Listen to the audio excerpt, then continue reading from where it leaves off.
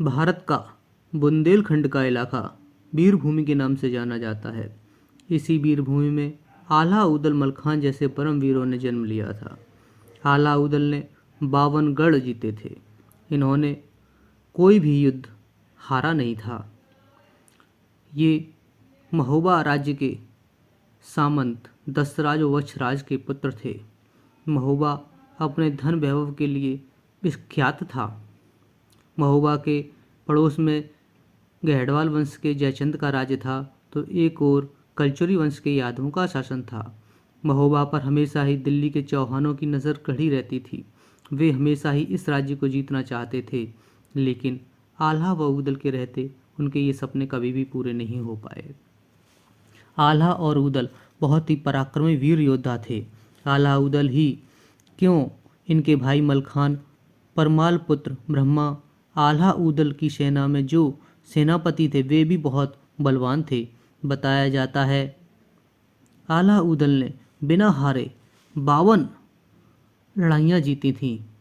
आप इनकी वीरता का आकलन इसी तरह कर सकते हैं। जब तक ये जीवित थे, किसी भी अरब आक्रमणकारी ने भारत पर हमला नहीं किया। आला के भाई उदल ने तो काबुल को भी जीता था और जीतकर वहां से चले आए थे। बताया जाता है उदल मलखान ब्रह्मा लाखन इतने वीर थे कि इन सभी को छल से मारा गया। अगर आल्हा इंदल गुरु गोरखनाथ के साथ न गए होते और उदल मलखान ब्रह्मा को छल से नहीं मारा गया होता, तो एक मोहम्मद गोरी क्या 10 मोहम्मद गोरी भी भारत पर विजय नहीं पा सकते थे। आला उदल मलखान की वीरता का आकलन आप इस प्रकार कर सकते हैं कि अपने बचपन के दिनों में ही इन्होंने करिंगा और जम्बे जैसे राजाओं को हराकर अपने पिता का बदला लिया था। आला उदल मलखान की तरह इनके पिता दशराज व चाचा बच्छराज भी बहुत बहादुर थे। इसी कारण करिंगा और जम्बे ने दशराज व वत्सराज को सोते समय बंदी बना लिया था। इनको बंदी बनाने के बाद महोबे को लूटा था। दशराज का हाथी, रानी दिवलावत का नौलखा हार, ये सारी चीज़ें करिंगा लूट कर अपने साथ ले गया था। आल्हा मलखान की उम्र बहुत कम थी। इनको रानी ने छुपाकर बचा लिया था। उदल व सुल्खे अपनी माँ के पेट में थे। उदल जब 12 वर्ष के थे तब एक बार उरई जाते हैं। उरई में वहाँ पर माहिल के पुत्र अभय से उनका झगड़ा हो जाता है। इस झगड़े में उदल अभय को इतना पीटते हैं कि वह पीटते पीटते अभय का एक हाथ तोड़ देते हैं। इस बात से माहिल बहुत क्रोध में आ जाते हैं और उदल से कहते हैं, इतने ही बहादुर बनते हो तो अपने पिता का बदला क्यों नहीं ले लेते। तुम्हारे पिता की खोपड़ी आज भी बरगद पर लटकी हुई है माड़ों में, और तुम्हारे पिता को करिंगा ने कोलू में परवा दिया था। माहिल की इतनी बात सुनते ही मानो जैसे उदल के पैरों तले जमीन खिसक गई हो। अपने पिता और चाचा का ऐसा हस्त्र जानकर उदल बहुत दुखी हुए। उदल को तो जैसे सांप ही सूंघ गया। इसके बाद उदल वहाँ से चुपचाप महोबा लौट आते हैं। महोबा आकर वह सारी बात अपने भाई आल्हा व मलखान को बताते हैं।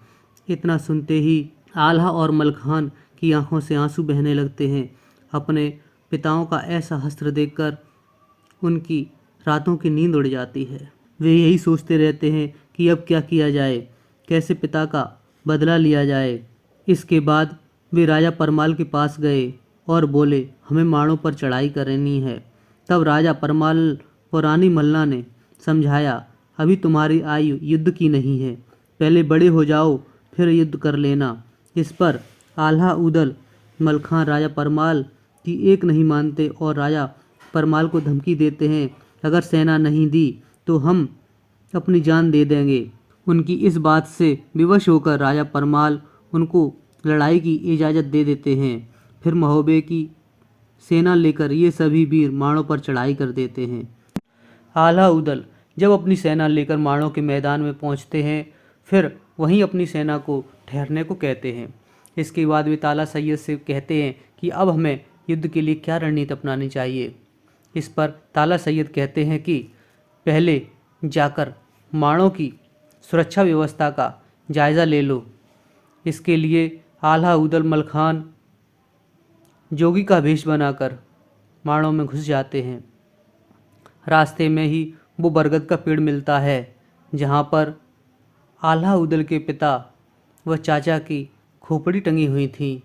जब एक व्यक्ति से वे पूछते हैं कि ये कौन है, तब वह आदमी उनको बताता है कि ये चंदेल राज्य के सामंत दशराज व वत्सराज के सर हैं। इतना सुनते ही आल्हा उदल मलखान की आंखों में से आंसू निकलने लगते हैं। वे अपने आंसुओं को रोक नहीं पाते और वे उसी क्षण वहाँ पे प्रतिज्ञा करते हैं कि जिसने भी आपका ये हाल किया है हम भी उसका वही हाल करेंगे। इसके बाद मलखान और उदल जोगी बन के किले में घुस जाते हैं और वह राजा के दरबार में पहुंचकर राजा को प्रभावित करते हैं और फिर राजा उनको भोजन कराने के लिए अपने महल में ले जाता है। करिंगा की एक बहन थी। वह बहन उदल को देखकर बहुत ही प्रभावित होती है। वह मन ही मन उदल से प्रेम करने लगती हैं और उदल भी उसको शादी का वचन दे देते हैं। इसके बाद सुरक्षा व्यवस्था का मुआयना करके सारी जानकारी लेकर मलखान उदल वहाँ से निकल आते हैं। फिर अपने शिविर आकर आल्हा उदल मलखान बनाफर अपनी सेना लेकर माड़ों पर आक्रमण कर देते हैं। इसके बाद दोनों ही पक्षों में भयंकर युद्ध होता है, लेकिन बनाफरों के आगे किसी की नहीं चलती। आल्हा उदल मलखान ये सभी योद्धा मिलकर माड़ों के राजा जम्बे और उसके पुत्र करिंगा को युद्ध में हरा देते हैं।